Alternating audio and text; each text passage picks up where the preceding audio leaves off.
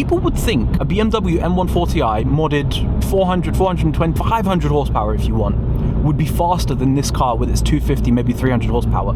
It's not. This car has so much mechanical corner grip. I think on the road, it's one of the fastest cars I've ever driven. This is my series where I talk about the way cars feel. Steering feel review. And today, we have something I've been really looking forward to. A third generation Megane RS. In this case, an RS 250 full fat cup. If you go to any track day in Europe, you will end up seeing one of these cars. And I'm really looking forward to finding out why that is. If you'd like to see your car on Steering Feel Review, use the links in the description, send me an email, send me an Instagram DM. This car has a wheelbase of 2,636 millimeters, which is quite long for a hatchback. The steering rack ratio is 14.7. This car does have some light modifications, eye-back lowering springs, an exhaust from Scorpion, and Michelin Pilot Sport 5 tires. Let's get out on the road, starting with Spirited Driving Megane RS Mark III. Oh! There is poke. There is definitely poke.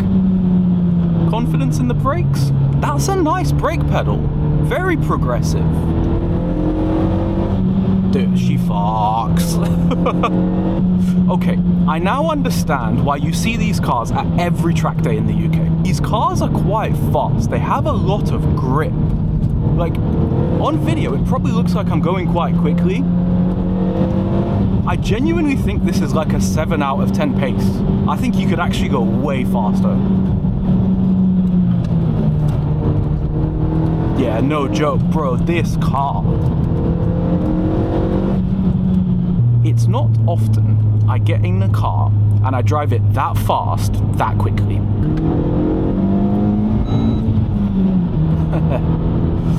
The diff is doing things even in a straight line. I'm getting a bit of torque steer. That feels quite interactive. I always like that. Direction changes are like butter. Okay, Mick, we get it. Car's fast. Can you tell us how it feels? I certainly can. Directness first. Directness is a measure of how responsive the steering is, how quickly the car turns when you turn the steering wheel. It's quite a direct steering rack. The off-center response is okay. Let me try and wiggle us. That right there is wiggling us. That's quite a lot of movement to wiggle, and then that there is about the slop. It's not that bad. The steering actually feels reasonably quick. When you put it into corners, you don't feel like you have to turn a lot to turn on the road. Weight is all about how light or heavy the steering is, and how that changes the harder you turn the steering wheel. This steering is quite light off-center. It's not like some cars, BMWs for example, where as a default it's heavy. Mini Cooper S feels like that. This car is incredibly light to get off-center, but then as you turn the steering, the weighting really ramps up. And I think in this car, more than almost any other car, the ramping up of the steering seems to have no upper limit. The harder you drive the car, the more the steering weighs up. And I have not driven this car hard enough to find out what the limit of that is. Some cars like MX-5 ND feel really unnatural because you turn the steering wheel and the weighting ramps up a little bit, and then that's like as much as it can ramp up. It doesn't ramp up anymore, you're done. You could turn harder all you like, it's not going to give you more weighting. But this car, truly, is like infinite amount of ramping up of weighting. It's really impressive. But I think at the pace that I'm driving it on the road, it's just unbothered. Like, it doesn't care about me doing this. It's like, Mick, you're driving slow as fuck, drive harder. And when I'm on the power coming out of those corners, I'm feeling the diff pulling me. It's tightening my line, it's doing all the front wheel drive diff stuff. Like, yeah, I mean, it's doing all the things. The steering weighed up more in that corner, more than almost any car I've had on Steering Feel Review. This car's really difficult to review. I think the limits of this car are so high that even during me driving it in quite an exuberant manner, as you've seen throughout this video, I don't think I got near the limits. I can tell the weighting's quite good. The harder you push the car, the more the steering does weigh up. And I bet if you had this car on track, or you were perhaps happier to be illegal more than me, I can tell that the weighting has another level that I just haven't explored today. I think the weighting's actually quite good. What about the texture? Texture is all about the feeling of the road through your hands. When I'm driving on the dead ahead, there is a buzz in the steering wheel. Like I can feel it. It's telling me about the surface of the road, which should be commended. But then, as I'm going around gentle corners, it kind of goes away and the chassis takes over. It's a strange feeling. But through some of the corners when I was driving quite hard, it's almost like I could feel the sidewall of the tyre flexing in the steering, which is often how cars will communicate the levels of grip they have. So I'm sitting here trying to decide, like, is this actually fantastic texture and I'm just not driving it hard enough? This car's grip and limits are so damn high, and I really understand why people love these. Let's talk about normal driving. Megane RS Mark III at high speeds on motorways and highways. I thought I was in 4th, but I was actually in 6th, and I just rolled into throttle like it was nothing up to the speed limit. That was very nice. This car feels like quite a large car. It's very stable, it's very easy, it's very nice. It's not too loud in here, there's not too much wind noise. This car has an exhaust, but that's not annoying me. This is a very nice way to travel. The steering is actually weighing up on the motorway. Any car that has good weighting, you notice it there. A little bit of dead zone, a good amount of dead zone actually for going straight. I like that. But it's very stable, very nice, very easy, well geared. I hate the fact that the speedometer doesn't have a detent for 60. But apart from that, which is a stupid niggle, this is an incredibly nice car to drive distance. What is a Megane RS 3 like around town? It's actually quite easy to drive. I can still just about steer it with one finger, even at low speeds. The steering's responsive around corners. It's easy to pick my way around potholes, although I do have to, because the car's quite stiff. I've got to commend the suspension on this car, because even though it's quite stiff, not once has there been a jarring impact. Some of the better suspension I've ever felt in a car. This is really good. What's the self-centering like? Not my favorite. Okay, pretty slow. What's a Megane RS 3 like to park? Around 10 to 15 miles an hour. There's a little bit of additional weight, but it's really not too bad. It doesn't get any heavier.